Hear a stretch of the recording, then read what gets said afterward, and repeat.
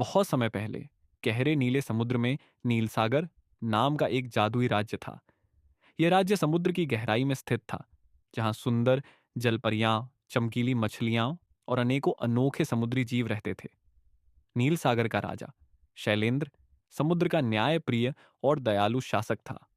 लेकिन एक दिन इस शांत और सुखद राज्य में एक भयानक समस्या आ खड़ी हुई।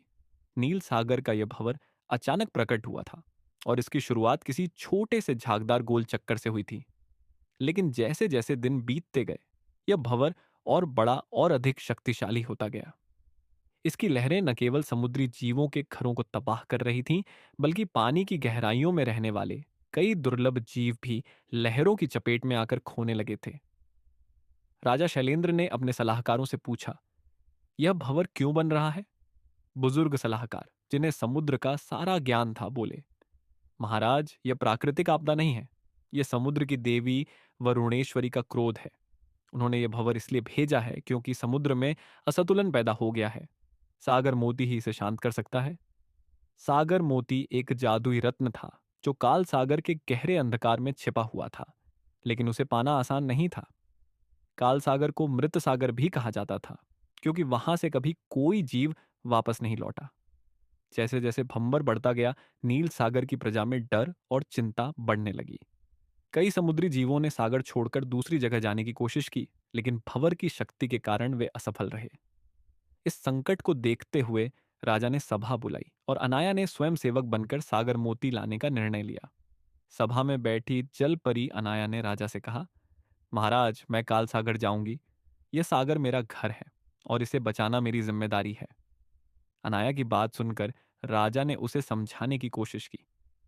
अनाया, काल सागर बेहद खतरनाक जगह है। हम तुम्हें खोना नहीं चाहते। लेकिन अनाया अडिग थी। उसने कहा, अगर हम अपने घर को बचाने के लिए जोखिम नहीं लेंगे तो कौन लेगा? मुझे जाने की अनुमति दीजिए। अनाया ने अपनी यात्रा के लिए तैयारी शुरू की। उसकी सबसे करीबी दोस्त नीरू नाम की छोटी मछली ने कहा, मैं भी तुम्हारे साथ चलूंगी। अनाया ने नीरू को समझाने की कोशिश की, लेकिन नीरू ने कहा, मित्र होने का यही अर्थ है अनाया। मैं तुम्हें अकेला नहीं छोड़ सकती। उनके पास राजा शैलेंद्र द्वारा दिया गया एक नक्शा था जो उन्हें काल सागर तक पहुंचने का रास्ता दिखा सकता था। इसके अलावा अनाया के पास उसकी मां द्वारा दिया गया एक जादुई मोती था जो अंधेरे में रोशनी कर सकता था। अनाया और नीरू ने अपनी साहसिक यात्रा शुरू की। रास्ता लंबा और कठिन था। समुद्र की गहराइयों में कई चुनौतियां उनका इंतजार कर रही थीं। काल सागर की ओर बढ़ते हुए अनाया और नीरू ने पहला खतरा महसूस किया। यह जगह थी जहरीले खाई का जंगल। यह समुद्र का एक ऐसा हिस्सा था जहां पानी की सतह पर और गहराइयों में काई की मोटी परतें फैली हुई थीं। यह खाई न केवल जहरीली थी, बल्कि यह इतनी चिपचिपी थी कि उसमें फंस जाने पर कोई जीव खुद को मुक्त नहीं कर सकता था। जंगल के अंदर एक रहस्यमय सन्नाटा था। जैसे ही अनाया और नीरू ने अंदर प्रवेश किया, चारों तरफ केवल हरियाली का अंधकार छा गया। नीरू ने चिंतित होकर कहा, अनाया, यह जगह बहुत खतरनाक लग रही है। अगर हम इस काय में फंस गए तो कोई हमें बचा नहीं पाएगा। अनाया ने अपना धैर्य बनाए रखा। उसने खाई को ध्यान से देखा और महसूस किया कि उसकी मोटी परतों के बीच कुछ संकरी जगहें थीं जहां से वे गुजर सकती थीं। उसने नीरू से कहा, हमें धैर्य और सावधानी से आगे बढ़ना होगा। अगर हम सही रास्ता चुने तो सुरक्षित निकल सकते हैं। धीरे धीरे अनाया ने काई के जाल को पार करना शुरू किया।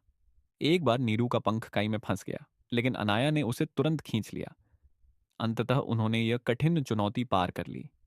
जहरीले काई के जंगल से बाहर निकलने के बाद अनाया और नीरू ने राहत की सांस ली, लेकिन उनकी राहत ज्यादा देर तक नहीं टिक पाई।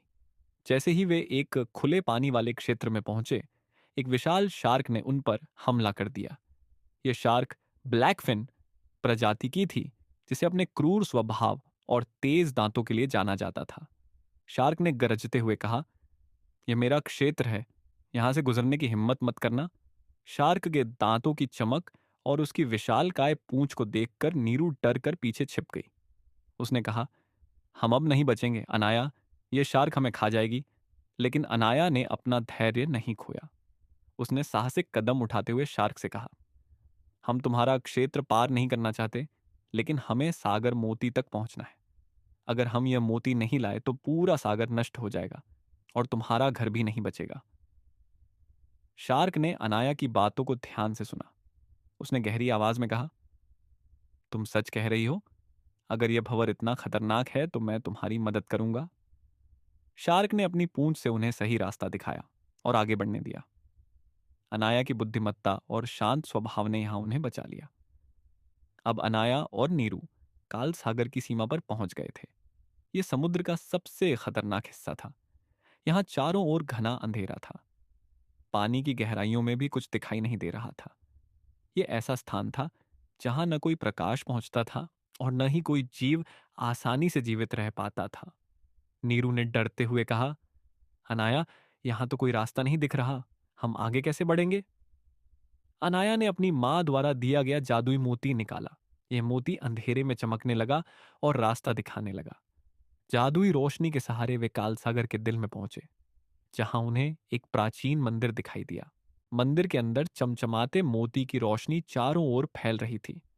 यह मोती समुद्र की सबसे पवित्र वस्तु थी, लेकिन उसकी रक्षा के लिए एक विशाल समुद्री नाग बैठा था।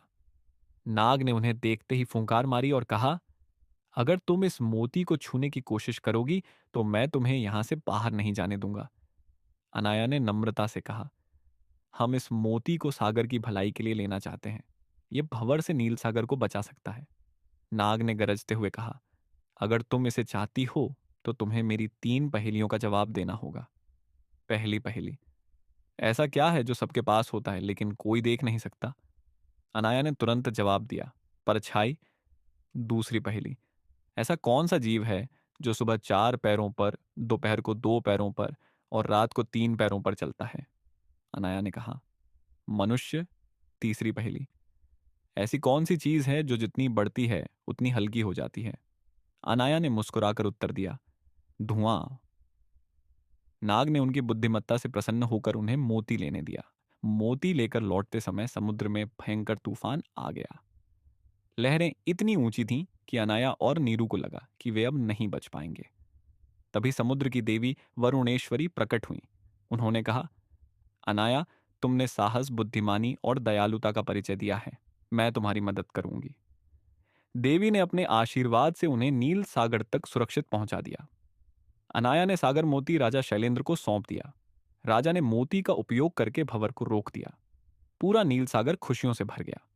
राजा ने अनाया को सागर की रक्षक की उपाधि दी और कहा, तुमने यह सिखाया कि सच्चा साहस केवल ताकत में नहीं बल्कि बुद्धिमत्ता और दयालुता में है। अनाया की कहानी पूरे सागर में फैल गई। वह सभी के लिए प्रेरणा बन गई। उसने साबित कर दिया कि अगर हमारे इरादे नेक हों तो कोई भी मुश्किल हमें रोक नहीं सकती। यह कहानी न केवल साहस की गाथा है, बल्कि यह भी सिखाती है कि हमें दूसरों की भलाई के लिए प्रयासरत रहना चाहिए। दोस्तों, आपको आज की कहानी कैसी लगी? कमेंट में जरूर बताएं और वीडियो को लाइक करें। चैनल पर नए हैं तो चैनल को सब्सक्राइब करें ताकि ऐसी मजेदार कहानियां आपको मिलती रहे। Thank you.